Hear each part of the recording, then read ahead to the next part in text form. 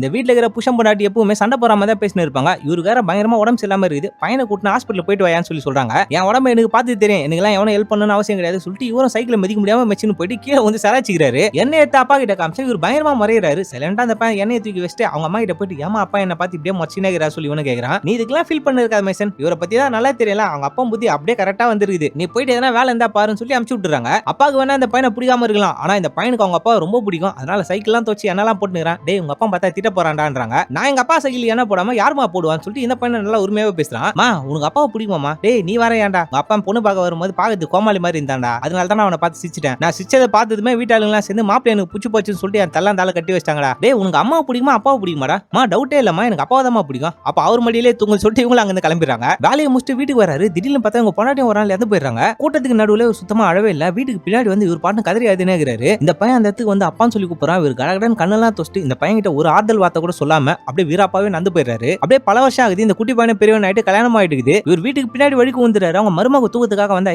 மேல கை வைக்காத கை எடுன்னு சொல்லி மூஞ்ச காமிச்சு விட்டுறாரு. ரொம்ப உடம்பு சரியில்லாம போயிடுது. அதனால நைட்டு ஃபுல்லா இருமினே இருக்காரு. அவங்க பையனை வந்து இந்தாங்கப்பா தண்ணி குடிப்பான்னு சொன்னா இவர் பார்த்து தட்டி விடுறாரு. என்னதான்ப்பா உனக்கு பிரச்சனை? சின்ன வயசுல இருந்தே ஏன்பா என்ன உனக்கு பிடிக்கவே மாத்து, எனக்கு உனக்கு எப்படி புச்சா மாதிரி நந்துங்கன்னே தெரியலப்பான்னு சொல்லிட்டு இவரை வெளில போயிடுறாரு. நீங்க எதுக்குங்க வயசானவர்கிட்ட போய் கத்தி நிக்கிறீங்க? என்ன தெரியும் அவரை பத்தி உனக்கு? எங்க அம்மா செத்ததுக்கு உதற கூட அவர் அழுததே கிடையாது. என்கிட்ட இன்ன நாள் வரைக்கும் அவர் பேசுறதே கிடையாது தெரியுமா? எங்க அம்மா இத்தனை வருஷமா இந்த ஆள் கூட எப்படி வாழ்ந்தாங்கன்னு எனக்கு சுத்தமா தெரியல தெரியுமா? எங்க அத்தை மட்டும் இல்லன்னு வச்சுக்க நான் இந்த நிலைமை கூட நான் வந்திருக்க மாட்டேன். ஆனா ஒண்ணு, இந்த ஆள் மாதிரி நான் சத்தியமா வரமாட்டேன்னு சொல்லிட்டு அவர் அங்க இருந்து கிளம்பிடுறாரு. நைட்டு பையன் பேசுறது அவங்க அப்பா கேட்டு இருப்பார் போல இது. மறுநாள் காலையில பார்த்தா அவங்க அப்பா காணாம போயிடுறாரு. காலையில இருந்து நைட்டு ஃபுல்லா தேடி பார்த்தாச்சு அவங்க அப்பா கிடையவே இல்ல. ரொம்ப சோகமாவே இவரும் வீட்டுக்கு வந்துறாரு. இவங்க வீட்டுக்காரோட அத்தை கிட்ட இந்த பொண்ணு பேசும்போது இவங்களுக்கு ஒரு விஷயமே தெரிய வருது. பாக்கிறதுக்கு தான் அவங்க மாமனார் கோவக்கார மாதிரி இருப்பான், ஆனா சத்தியமா ரொம்ப நல்லவமா. பொண்டாட்டி செத்து போனதுக்கு அப்புறம் பையனை தூக்கி ஹாஸ்டல்ல போட்டு பையனுக்கு தேவையான எல்லா செலவுமே என் மூலியமா தான் செஞ்சான். இப்ப வரைக்கும் அவன் புருஷன் நான் செஞ்சதா தான் நினைச்சுன்னு இருப்பான், ஆனா எல்லா விஷயத்தையுமே செஞ்சதே அவங்க அப்பா தாமா. இவர ஏதோ ஒரு ட்ரெயின்ல உட்காந்துட்டு அவங்க பொண்டாட்டியை பத்தி ஞாபகத்தோட அப்படியே போயிட்டே இருக்காரு. யோ சின்ன சாமி இருந்தாலும் உனக்கு இவ்வளவு வீம்பு ஆகாதியான்னு சொல்லி அவங்க பொண்டாட்டியோட இலிஷன் ஒரு கண்ணுக்கு தெரியுது. அப்படியே இந்த படத்தையும் முடிக்கிறாங்க.